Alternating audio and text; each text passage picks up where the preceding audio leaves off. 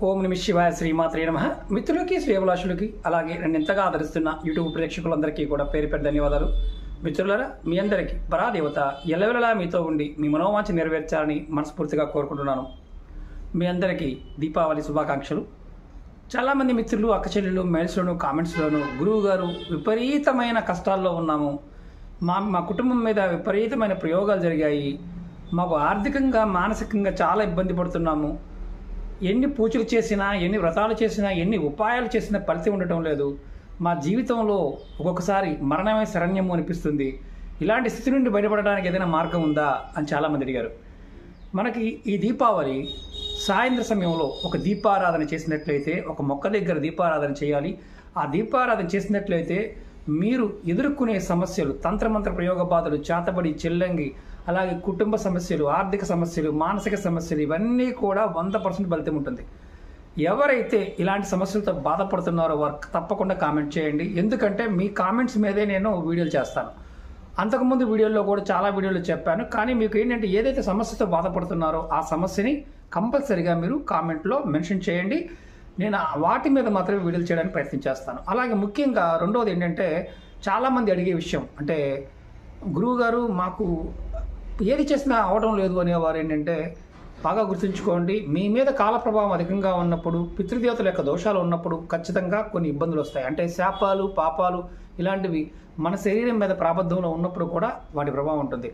నేను మీకు ఈ ఉపాయాన్ని ఎలా చేయాలో, పదార్థము ఎలా చేయాలో మీకు నేను చెప్తాను. ఆ విధంగా ప్రయత్నం చేయండి. ఖచ్చితంగా మీరు ఈ ఉపాయాన్ని చేయడం వల్ల 100% ఫలితం ఉంటుంది. జీవితంలో అత్యంత అద్భుతమైన ఫలితాలు కలుగుతాయి. ఈ వీడియోని మీరు, ఎందుకంటే ఇది దీపావళి సాయంత్రం చేయాలి, ఎంతమంది జీవితాలు మార్చగలిగే సామర్థ్యం మీకు ఉంటుందో మీరు ఫార్వర్డ్ చేయడం వల్ల, వాళ్ళకి షేర్ చేయడం వల్ల వాళ్ళ జీవితాలు మార్చుకునేవారు అవుతారు. ఎలా చేయాలో చూపిస్తాను. వీడియో పుష్ చేయండమ్మా. ఈ ఉపాయం చేయడానికి ఏ పదార్థాలు కావాలి, ఎలా చేయాలో మీకు చూపిస్తాను. ఇవి నేను మీకు ఇంతకుముందు వీడియో పుష్ చేశాను. పుష్ చేసి మీకు ఏ పదార్థాలు ఎలా వెలిగించాలి, ఎందుకు చేయాలి అనే పాయింట్ ఆఫ్ వ్యూలో మరొకసారి చెప్తాను. ఈ ఉపాయం చేయడానికి మనకి ఒక మట్టి ప్రమిది కావాలి. అంటే నూనె పోసి వెలిగించినప్పుడు ఒక 4 గంటలన్నా వెలగాలి. అలాగే నల్లటి ఒత్తులు కావాలి. అలాగే ఒరిజినల్ నువ్వుల నూనె కావాలి.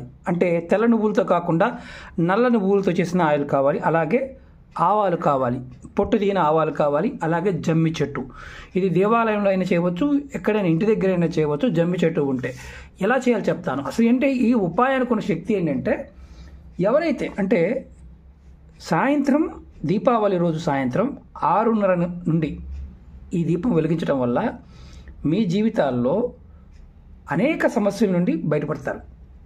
ఇది 100% ఫలితం ఇస్తుంది. ఎందుకంటే సంవత్సరంలో అంతకుముందు వీడియోలో కూడా చెప్పాను, కాలరాత్రి గురించి కూడా చెప్పాను. దీపావళి రోజు సాయం సమయంలో, సంధి సమయంలో ఈ దీపాన్ని వెలిగించాలి. ఇది తప్పకుండా వెలిగించండి. అందరూ చేయవచ్చు. కష్టాల్లో ఉన్నవారు చేయవచ్చు, కష్టం లేని వారు కూడా చేయవచ్చు. అంటే ఈ ఉపాయానికి మెయిన్ కారణం ఏంటంటే, మనలో శత్రుత్వం, అనేకం సమస్యలతో బాధపడుతూ ఉన్నప్పుడు మనకి చాలామంది శత్రువులుగా కనిపిస్తారు. ఆ శత్రువులుగా కనిపించినప్పుడు కూడా మనం ఇబ్బంది పడుతూ ఉంటాం. నిజంగా మిమ్మల్ని శత్రువులు ఇబ్బంది పెడుతున్నారనుకోండి, ఆ శత్రు బాధల నుండి కూడా మీరు విముక్తి లభిస్తుంది. అలాగే ఇంకొక ముఖ్యమైన విషయం ఏంటంటే, ఇంటిలో ప్రతి చిన్న విషయానికి గొడవలు జరుగుతున్నాయి అనుకోండి, అంటే చీటికి మాటకి సంబంధం లేని విషయాల్లో కూడా గొడవలు జరుగుతున్నాయి అనుకోండి, కంపల్సరీ చేయాలి. ఇంట్లో శాంతి వాతావరణం లేదు, అంటే ఎప్పుడు భార్యాభర్తల మధ్య, పిల్లల మధ్య ఎప్పుడు చీటికి మాటికి గొడవలు అవుతూనే ఉన్నాయి. అలా ఉన్నప్పుడు ఆ ఇంట్లో ఎప్పుడు అంటే ధనం కానీ, సంపద కానీ, లక్ష్మి నిలబడదు. కాబట్టి అలాంటి వాతావరణం ఉన్న ఈ ఉపాయాన్ని చేయడం వల్ల గొడవలు తగ్గి మానసిక ప్రశాంతత లభిస్తుంది. అలాగే ఇంటిలో ఎప్పుడు ఏదో ఒక మానసిక అనారోగ్య పరిస్థితి, అలాగే ఏదో ఒక అనారోగ్య పరిస్థితి, ఎప్పుడు మందులు వాడాల్సిన పరిస్థితి ఏర్పడుతూ ఉన్నా, ఇబ్బంది పడుతూ ఉన్నా మీరు ఉపాయం ఖచ్చితంగా చేయండి. ఇంకొకటి, చాలామంది అంటూ ఉంటారు, మా మీద తంత్రమంత్ర ప్రయోగాలు జరిగాయండి, చాలా బాధపడుతున్నామండి, ఇబ్బంది పడుతున్నాం అంటుంటారు. ఈ ఉపాయం చేయడం వల్ల అలాంటి తంత్ర మంత్ర ప్రయోగ బాధల నుండి కూడా బయటపడతారు. ఇది అంత శక్తివంతమైంది. అలాగే ముఖ్యమైనది, చాలామంది అడుగుతుంటారు, రోజు గడవటం చాలా కష్టంగా ఉంది, తినడానికి కూడా చాలా ఇబ్బంది పడుతున్నాము అనేవాళ్ళు ఈ ఉపాయం చేయడం వల్ల మీరు ఎదుర్కొంటున్న అనేక సమస్యల నుండి బయటపడతారు. అంటే పూట గడవడం కూడా కష్టంగా ఉంది అన్న మీరు భావిస్తున్న వారు ఎవరైనా సరే ఈ ఉపాయం చేయండి. అలాగే మీరు కంపల్సరీ కామెంట్ చేయండి. ఎందుకంటే ఎవరైతే ఇలాంటి సమస్యలతో బాధపడుతూ ఉంటారో వారు కామెంట్ చేయడం వల్ల ఖచ్చితంగా మీకు సంబంధించిన ఉపాయాలు చేయడానికి ప్రయత్నం చేస్తాను. ఎందుకంటే మన వీడియోలో అన్ని రకాల సమస్యలు ఉంటాయి, కానీ దాంట్లో ఎక్కువగా ధనానికి సంబంధించిన సమస్యలు ఎందుకు ఉంటాయంటే చాలామంది ధనం గురించి అడుగుతూ ఉంటారు. సంతానం గురించి, వివాహం గురించి, వ్యాపారం గురించి చాలా చేశాను. దగ్గరగా మన వీడియోల్లో ఒక 20,000 వీడియోలు షేర్ చేసి ఉంటాను. దాంట్లో 5,000 వీడియోలు రెగ్యులర్గా చేసినవి, మిగతావన్నీ షేర్ చేసి ఉంటాను. ఇప్పుడు ఇబ్బంది పడేవాళ్ళు, కష్టపడుతున్న వాళ్ళు, అంటే కష్టాల వల్ల ఇబ్బంది పడుతున్నవారు కంపల్సరిగా ఈ ఉపాయం చేయడం వల్ల బయటపడతారు. ఇది దీపావళి రోజు సాయంత్రం ఈ చిన్న ఉపాయం, పెద్ద ఉపాయంగా చిన్న ఉపాయం చేయండి. ఈ ఆడవారైనా మగవారైనా చేయవచ్చు. ఆడవారు నెలసరి సమయంలో మాత్రం చేయవద్దు. ఇది బాగా గుర్తుంచుకోండి. ఆడవారు నెలసరి సమయంలో మాత్రం పొరపాటు కూడా చేయవద్దు. అలాగే ఎవరైనా ఇంట్లో పెద్ద మనిషి అయినా పిల్ల ఉన్నారనుకోండి, మైలు ఉందనుకోండి, అంటే సంతానం కలిగింది, మైలు స్నానం అవ్వకుండా చేయకండి. ఈ ఉపాయాన్ని సంవత్సరంలో ఒక్కసారి మాత్రమే దీపావళి రోజు మాత్రమే చేయాలి. అది కూడా దీపావళి రోజు సాయంత్రం చేయాలి. ఈ మట్టి ప్రమిద ఇదిగోండి, ఒక పెద్దది తీసుకోండి. నువ్వుల నూనె, ఆవాలు, ముందు చెప్పే మీకు నేను మరొకసారి చెప్తున్నాను. మట్టి ప్రమిద, నువ్వుల నూనె, ఆవాలు, మీకు ముఖ్యంగా నల్లటి ఒత్తి.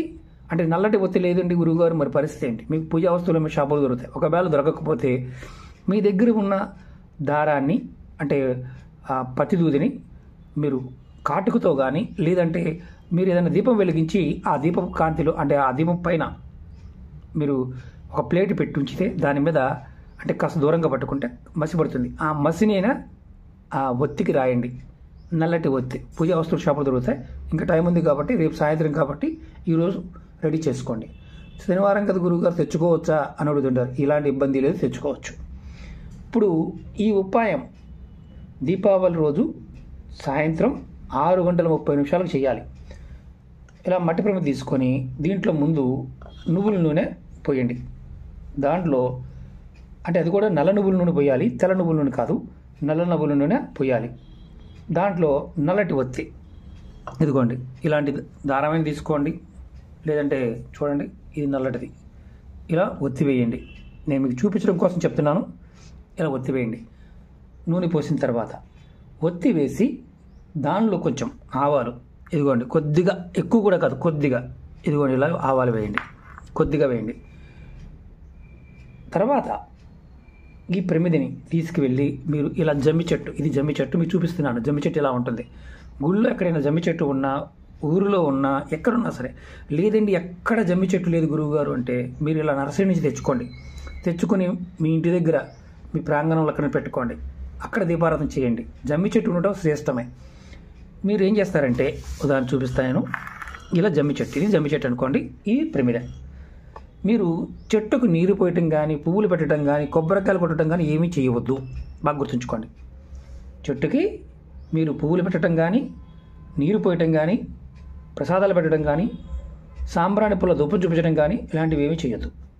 మీరు చేయాల్సింది ఏంటంటే, చెట్టుకు వైపు ఈ ప్రమిద ఏదైతే ఉంటుందో దాన్ని మీరు ఉత్తరముఖంగా, అంటే దీపపు ఒత్తి ఉత్తరముఖంగా ఉండాలి. ఉత్తరముఖంగా వెలిగించి మీరు నమస్కారం చేసుకొని వచ్చేయాలి. ఈ మరి గాలి వస్తే గురువుగారు, గాలి రావడం వల్ల ఇబ్బంది అవుద్దేమో గురువుగారు, ఇలా ఇబ్బంది ఏమి ఉండదు. వెలిగించండి, వెలిగించి వచ్చేయండి. అలాగే మీరు ఎప్పుడు గుర్తుంచుకోండి, జమ్మి చెట్టు దగ్గర కానీ, బిల్వ మొక్క దగ్గర కానీ దీపాన్ని వెలిగించేటప్పుడు ఉత్తరం వైపు పెట్టడం వల్ల లక్ష్మీ యోగం కలుగుతుంది.